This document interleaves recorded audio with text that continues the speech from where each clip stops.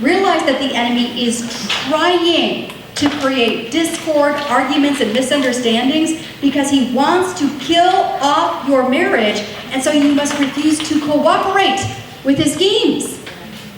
This is like a huge light bulb moment that we have to have, like when those misunderstandings start arising between you and your husband or you and your kids, when you just sense like, oh, he's just getting under my skin, you have to realize this is what the enemy wants. He's egging you on, saying, oh yeah, he's a jerk, you should never even marry him, right? I mean, right? He's whispering those kinds of things in our ear because that's his plan, is to destroy our marriage. It's an invisible spiritual battle going on. We have to be alert to the schemes of the enemy and refuse to take the bait. Because he's like dangling the bait in front of us, right? Like, think evil thoughts about your husband. Think this situation is hopeless. Think you married the wrong person. Think you or the wrong children. Whatever. I mean, like he's just baiting us, and we have to refuse to take the bait. He often will get you to try to view your husband, especially as your enemy. Your husband is not your enemy. There is an enemy, but it is not your husband.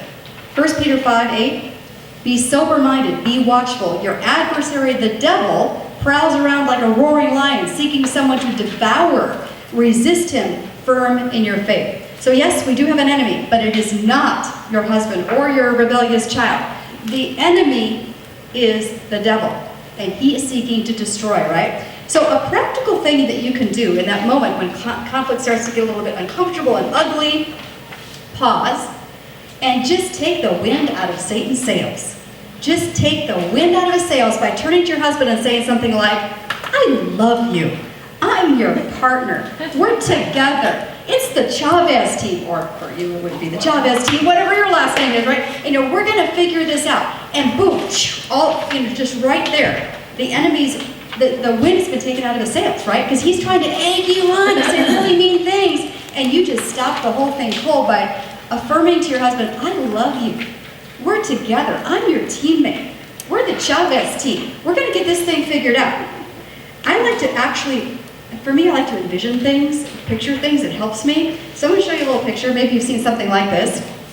It's like the devil sitting on your shoulder, and Jesus is also sitting there, but sometimes we're like turned to the devil's side, and he's just chirping away, right? And so in those moments when their conflict is getting ugly, I like to envision and recognize he's sitting right there, he's egging me on. And the minute I get that vision, I'm like, I'm not going for that. Away with you! Like, get behind me, Satan, right? Jesus, you tell me what to do in this moment. But it helps for me to envision that and remember that he's right there trying to get me to take the bait, to say something wounding to my husband that I can't take back.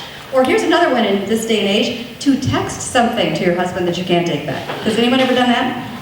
You don't have to raise your hand, I know you're out there. We've all texted something and said, yeah, that was probably not the best, right? Or you posted it on Facebook even, and you can delete it, but people already read it, so it's like, that's not good. So in that moment, just envisioning that Satan is trying to get you to take the bait. He's like chirping on your shoulder, and get that vision of, wait a minute, it got big a minute. I'm not falling for this scheme. And so for me, I purposely turn it on its head and say kind and loving things to my husband in that moment.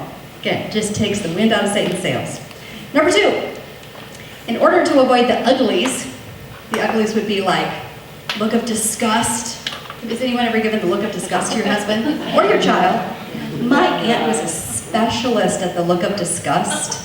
I mean, she could have been the poster child for how to give a look of disgust. Yeah. Anyway, so when things get ugly, maybe you're giving the look of disgust, or you're yelling, or using those demeaning, disrespectful words during a disagreement, purposely pause and remind yourself of your husband's good qualities or your child's good qualities. Like, purposely stop, change the channel of your brain and say, wait a minute, I'm going to start listing, not maybe out loud, but I'm just going to start reviewing this person's good qualities. So, for instance, my husband sometimes does things that irritate me. I know this is a shock. Every once in a while. And so in that moment, I can feel like the devil just going, come on, say something to me, be rude, whatever, become an ice cream, whatever he's going to try to get me to do, right? And and I'll have to flip it around and say, not going to take your bait, but then I go a step further, just like I'm saying here, and I start reminding myself of my husband's good qualities.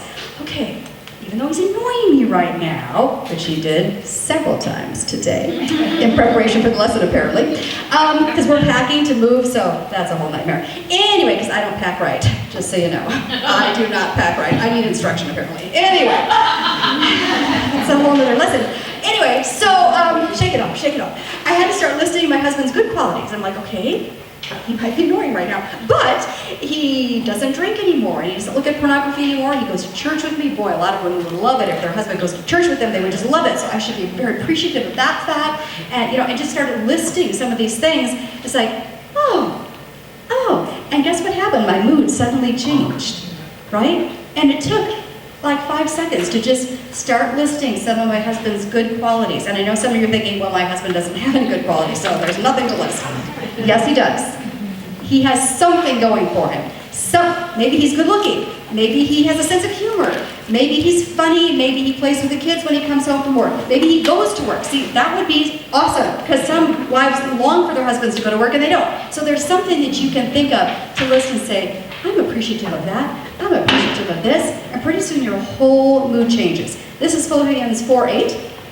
Finally, brothers, whatever is true, whatever is honorable, whatever is just, whatever is pure, whatever is lovely, whatever is commendable, if there is any excellence, if there is anything worthy of praise, think about these things. And the amazing thing is when you do that, you start to calm down. You just start to calm down. And you avoid saying things you'll probably later regret. Simply by taking a moment to list those positive things. Okay, number 3. Strive for a peaceful resolution or compromise that addresses the main concerns of both sides. Philippians 2 verse 4 says, each of you should look not only to your own interests, but also to the interests of others. And this is key, because there should not be one person who always wins the argument. If that's the case in your family, then it's out of balance. One person should not always get their way. We should look at the interests of both parties, right? So for instance, let's say you guys are clashing over how to manage money. Let's say he's spending more money than you're comfortable with, and you're clashing about this.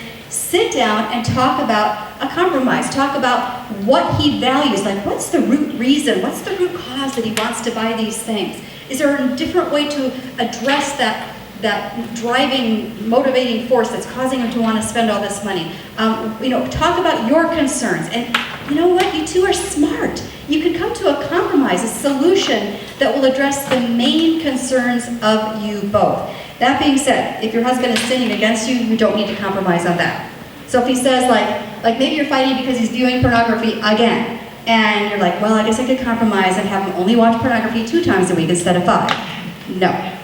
We don't compromise on sinful choices. But when it's just a disagreement about how to spend the money or how much time should be spent on recreation as opposed to family time or whatever, we can talk those things through and come to a compromise where we consider the values, the opinions, the perspectives of both parties. Number 4, work to resolve disagreements quickly instead of letting them fester.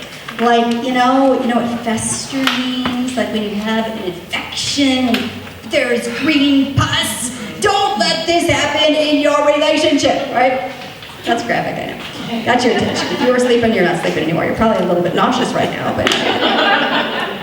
Ephesians 4, in your anger, do not sin. Do not let the sun go down while you are still angry, and do not give the devil a foothold. And that's exactly what happens when we leave the argument unresolved. We give the devil a foothold. Because what happens when we don't work through the disagreement? Anybody? Resentment, bitterness, absolutely. And doesn't that give the devil a foothold? When you are seething with resentment, oh yeah, the devil has a gigantic foothold. So what I've learned as a recovering conflict avoider, and I know there are several recovering conflict avoiders in the room just like me, is that I often cannot just dive into the middle of the disagreement and start hashing it out right then and there. I need time to just back away, get my courage up to really engage in this conversation. So it's okay to take a little break before resolving it, but don't let it go on day after day after day. I think that's what this verse is really alluding to. Don't give the devil a foothold by not working through the disagreement to a full resolution. Throttle down the tension by affirming your love before trying to resolve the issue. 1 Peter 4:8, above all, love each other deeply because love covers over a multitude of sins. So a great opening sentence, and I've used this a time or two when I'm clashing with my husband, is just to say, wait a minute, I know you love me, and I love you. Or I'll say, wait a minute, I know we're getting a little irritated with each other, but I just want to say something right now. You're a good man. That's all I have to say. It changes the whole tone just by saying that. All of a sudden, he's less defensive. All of a sudden, we can start talking quieter. And all I did was say, I know you love me, and I love you. That took about, 3 seconds, and it just changed the atmosphere in the room.